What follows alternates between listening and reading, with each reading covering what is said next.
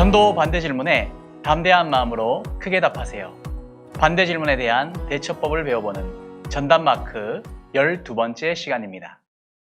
오늘 다룰 반대 질문은 눈에 보이지 않는 하나님을 어떻게 믿나요? 입니다. 이 질문은 언뜻 듣기에 그 하나님을 지금 내 눈에 보여줘봐. 그러면 믿을게 라는 그런 조롱이 섞인 도발의 말로 들릴 수 있습니다. 그러나 이 질문에는 믿음의 근거에 대한 질문자의 생각이 담겨 있기 때문에 잘 공략한다면 오히려 복음으로 이끄는 접촉점이 될 수 있겠습니다. 먼저 질문을 잘 분석해 보면요. 눈에 보여야 믿을 수 있다. 진실은 실질적인 경험을 통해서만 판단될 수 있다는 그러한 철학과 사상이 담겨 있습니다. 중국의 고사성어에는 백문이 불여일견이라는 말이 있고요. 또 영어 속담에도 보는 것이 믿는 것이다 라는 말이 있죠. 실험과 관찰이라는 이 경험의 요소로 이론과 법칙을 만드는 현대과학 또한 이러한 생각을 근간으로 세워지게 되어 있습니다. 그러나 사실 경험주의와 이러한 현대과학도 정말 눈에 보이는 현상만으로 판단하지는 않습니다.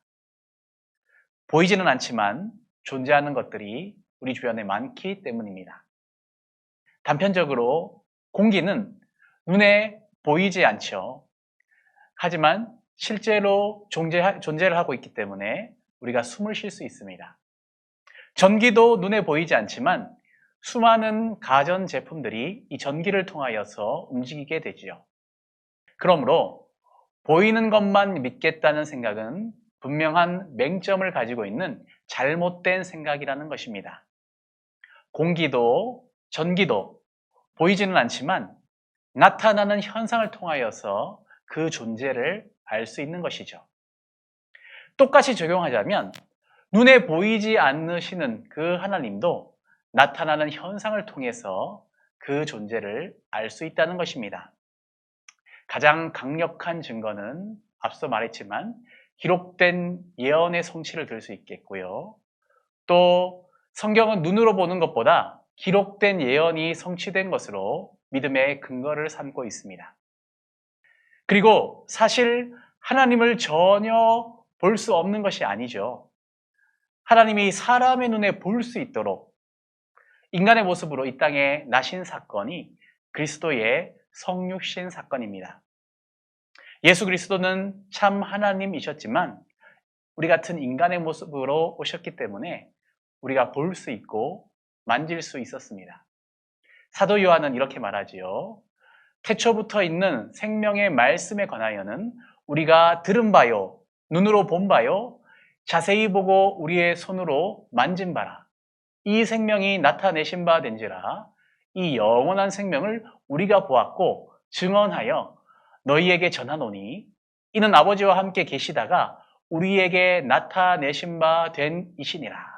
요한 1서 1장 1절과 2절에 요한은 이렇게 고백을 하고 있는 것입니다. 그 예수님은 지금도 살아계셔서 하늘 보좌 우편에 앉아 계십니다. 만일 보좌 우편에 계신 그리스도께서 지금 이 자리로 오신다면 우리는 그분을 분명히 보고 만질 수 있을 것입니다. 그러나 그것은 사울이 다메섹에서 주님을 본 것과 같은 매우 특수한 상황이거나 아니면 최후의 심판날이 될 수도 있겠죠.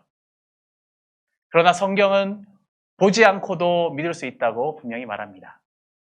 히브리서의 저자는요, 보는 것과 믿는 것의 관계에 대하여서 이렇게 딱 잘라서 이야기를 합니다. 믿음은 바라는 것들의 실상이요, 보이지 않는 것들의 증거니 선진들이 이로써 증거를 얻었느니라. 부활하신 예수님에 대하여 눈으로 내가 보아야만 믿겠다는 제자가 있었죠. 바로 사도 도마였습니다. 이렇게 말하는 도마에게 얼마 후에 진짜로 찾아오신 이 부활의 예수님은 이렇게 말씀하시죠. 내 손가락을 이리 내밀어 내 손을 보고 내 손을 내밀어 내 옆구리에 넣어보라.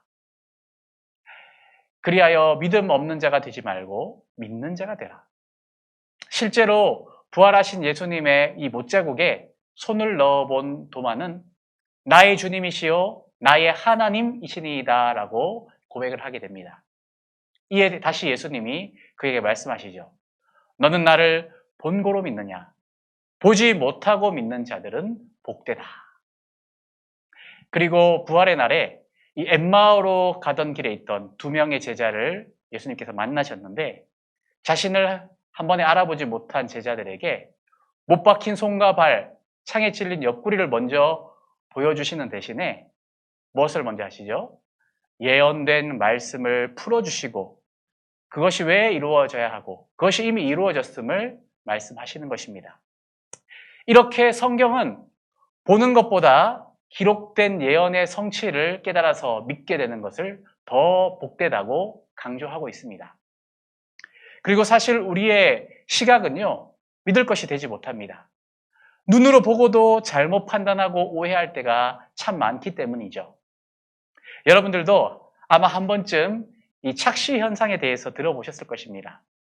이런 그림들을 많이 보셨죠? 네. 사실은 똑같은데 주변 환경에 따라서 전혀 다르게 보여집니다. 그러므로 보는 것만으로는 믿을 수 없다는 결론을 우리는 얻게 되는 것이죠. 이렇게 착시 현상을 말하면서 눈으로 보는 것이 믿을 것이 못 된다고 답하면은요, 보통 이렇게 질문한 사람들은 그러면 아무것도 믿을 수 없다는 그러한 불가지론으로 바꾸어 타서 하나님의 존재를 끝까지 부정하려고 할 것입니다. 자, 그럴 때는요, 수학자 파스칼의 이야기를 좀 해보면 좋겠습니다. 파스칼의 내기라는 유명한 예화를 말하면 되겠는데요. 계산기를 발명한 것으로 유명한 수학자 파스칼은 하나님이 있느냐 없느냐를 놓고 내기를 한다면 하나님이 있다에 거는 편이 언제나 유리하다고 주장했습니다. 여기 표를 보면 알 수 있듯이 하나님이 있다고 믿었는데 사후에 하나님이 진짜 있으면 천국의 영원한 행복을 얻게 되는 것이고 하나님이 있다고 믿었는데 사후에 하나님이 진짜 없으면 약간의 손해, 예를 들어서 예외 시간이라든지 헌금과 같은 손해를 볼 수 있지만 하나님이 없다고 믿었는데 사후에 하나님이 있어버리면 영원한 지옥의 고통을 받게 되는 것이죠. 또 하나님이 없다고 믿었는데 사후에도 진짜 하나님이 없으면요, 이것은 아무런 이득도 손해도 없기 때문에 그래서 하나님이 있다고 가정하고 믿는 것이 무조건 유익하다고 그렇게 결론을 내리게 됩니다. 다소 논란이 있기는 하지만 그 계산이 빠른 수학자의 판단과 확률 계산으로 내린 결론이기에 보는 것이 곧 믿는 것이라고 과학적이고 수학적인 방법을 믿음의 근거로 생각하는 이 질문을 던지는 사람들에게는 결코 무시할 수 없는 마음의 울림을 던져줄 것입니다. 자, 그러면 정리하겠습니다. 눈에 보이지 않는 하나님을 어떻게 믿나요? 라고 묻는 전도 대상자를 만나면 먼저 착시 현상을 예로 들어서 눈으로 보는 것도 결코 믿을 것이 못 된다는 것을 먼저 이야기하시고 그 다음에 공기나 전기와 같이 눈에 보이지는 않지만 존재하는 것들을 예로 들어서 보이지 않아도 나타나는 현상을 통해 존재를 알 수 있다는 점을 말해 주시길 바랍니다. 또 그와 마찬가지로 눈에 보이지 않는 하나님 또한 예언의 성취나 변화된 사람들의 간증처럼 나타나는 현상을 통하여서 그 존재를 믿을 수 있음을 자연스럽게 설명해 주시면 되겠습니다.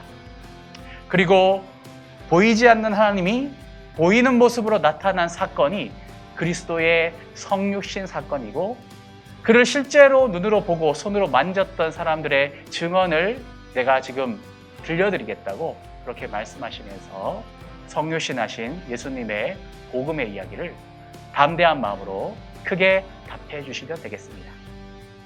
혹시 질문하신 분이 대화 중에 불가지론으로 노선을 바꾸어서 나는 아무것도 믿을 수 없겠다고 반응하신다면 마지막으로 파스칼의 내기를 이야기하시면서 하나님이 있느냐 없느냐를 놓고 내기를 한다면 하나님이 있다에 거는 편이 언제나 유리하다는 점을 이야기하시면서 복음으로 이끌어 주시면 되겠습니다. 지금까지 전담마크였습니다. 감사합니다.